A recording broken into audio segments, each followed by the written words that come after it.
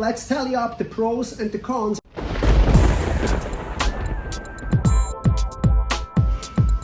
Hey everybody! Remember a few weeks back when we were talking whether inflatable foil boards make sense or not? Well, we actually got the chance to find out. I had a little discussion with my friend over at Indiana SUP in Switzerland, and he's like, hey, you know, inflatable foil boards, there are benefits, this and this. And I'm like, hey, why not do a test? Good idea. We'll send you an inflatable foil wing board. Let's see what he sent me in the box here.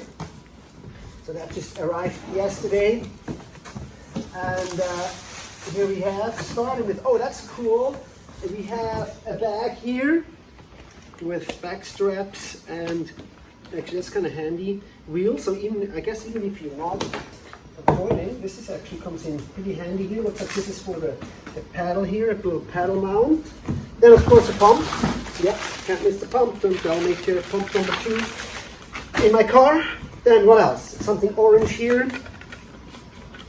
Ah, repair kit here it says. Very cool, little crank. Cool, repair kit, always important, always important. Then great, comes with the foot straps and the mounting brackets here, so that's good.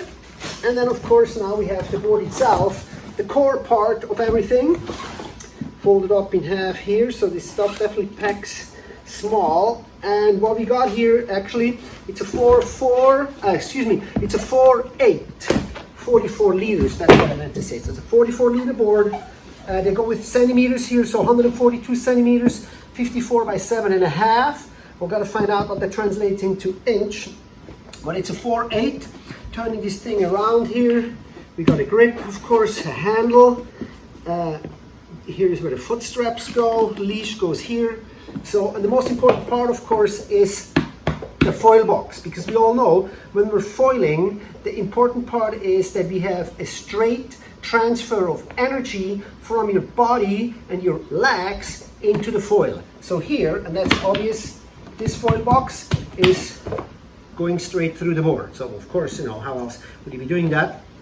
And then here, looks like we got some extra enforcement here because it's got to be stiff. Because even if you have like a pumping motion, so let's say I have my foot here, right? I'm gonna have my foot up front there and I'm pumping. This thing needs to be stiff as a brick. And that's why I'm like, hey, well, why would you go with an inflatable when you can have a hardboard? But that's what we want to find out. And the cool thing is it'll fit into this bag. And so what we're gonna do is, how about we're gonna go down to the beach. We'll go to the beach park, we'll pump this sucker up and see. Super cute little board. Essentially, no, this was not necessary. This is not a video essentially about the performance of a inflatable foil board. It is more like, does a foil board make sense when it's inflated? Size wise, I can have the same size with a rigid board. There is no difference. Everything is the same. But what I cannot do with a rigid board, like drop it on the floor like this without being worried that it's gonna ding. So these things, you can punch it, you can do with it whatever you want. Boom, it does not break. I would say pretty indestructible. And then the next thing is, let's step on this thing. How rigid is it? Because we want to make sure when we're on it, it is rigid. And actually, I'm actually quite surprised here on how rigid this thing is. Even up front, it's got a little rocker. So let's see ourselves, we're here foiling. It could be fun.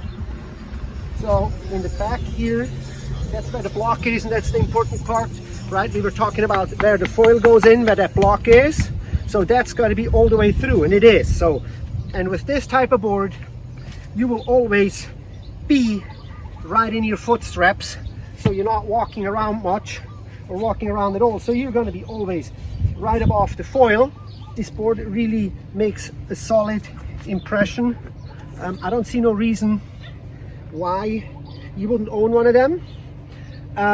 But we're still trying to find out the reason. Would I rather have this or would I rather have a rigid shaped boards? And when it's actually from this point of view, I actually can't really tell. To me, as once this thing is pumped up, I don't really see that much of a difference. I mean, it is definitely a little bit more beginner friendly. It has soft edges. If you bang it somewhere, you won't have a ding right away. If you fall on it, it certainly won't hurt. If you have to kneel on it or any kind of contact with this board, it's not a problem. You're definitely not going to get hurt. So that's for beginners. That is probably a good way to go with one of those inflatable boards.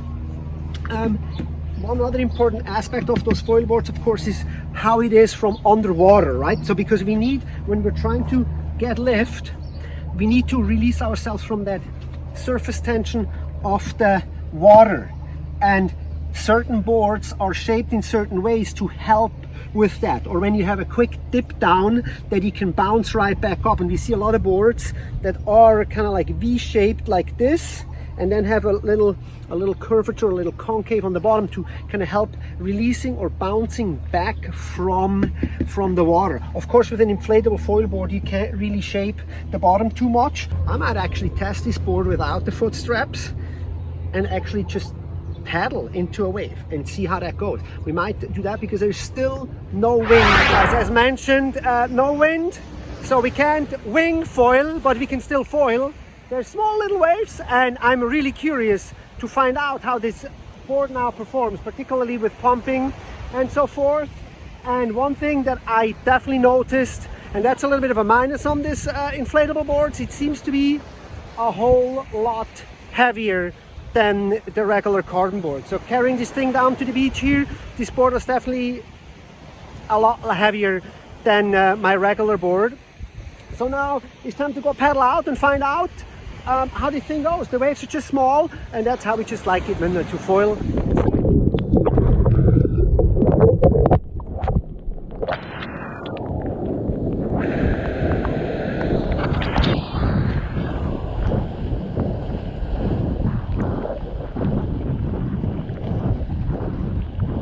All right, not bad. It works.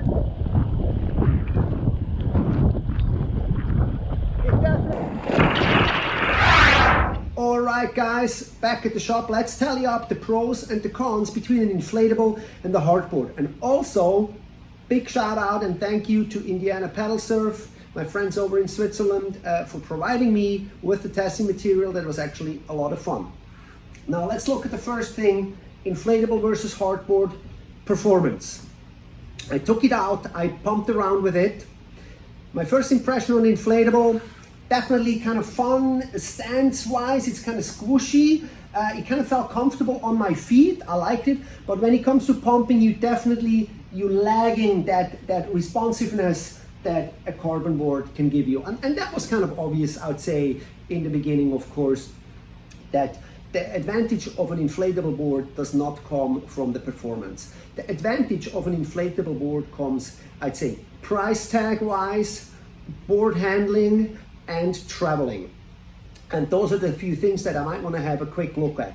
So price tag wise, an inflatable, the one that I tested, that's going for 849 euros, while a carbon board like this goes in the 1400 euro range. So that's an approximate price difference of about 550 euros, and people with a budget and families might take that into consideration, particularly if you can neglect the performance of the board a little bit. You look at family friendly board, a traveling friendly board, I think an inflatable is actually the way to go. This board can be dinged by the airlines, it can be banged around. With an inflatable board, you don't have that problem. You roll it up, and in fact, you could also put your carbon foil wings in between the board, and now the board is also protecting your expensive foil gear. Next one is beginner friendly. Yes, of course, a beginner can start with this, a beginner can start with an inflatable hardboard, it doesn't matter. But if you fall, I think it matters. Those things are harder. You can get definitely hurt with a board like this rather than with an inflatable. family friendliness. You have kids, you want to let them play around with a board. You know what? I'd rather have them play with an $850 board that I'm not have to worry that if they toss it around or it lands on a rock, that it breaks. With a $1,400 hardboard, my kids are not going to touch it. So that is another plus there that you have to worry less.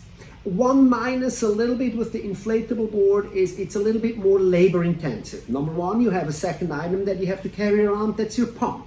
Number two, you have to pump it up every time you use it because manufacturers recommend do not let those things lay around pumped up. Number one, you shove it in your car, you go shopping, your car now gets 45 degrees Celsius inside, say 105 Fahrenheit or something, hot air expands. And as we see in these glue lines on the side, I don't think that's really good if you have a board at 18 psi and now it sits in a car and it's hot and now you have probably 20 or 22 psi in that board. That cannot be good for where this material is being stitched. So that is something that you always have to remember. So deflate the board, which makes it a little bit more labor intensive, that the board has to be pumped up and deflated and all of that. So that is maybe a little bit of a minus, but overall, I would say if you are a pro performance guy, definitely carbon board, Richard. You spent the money, you baby your board.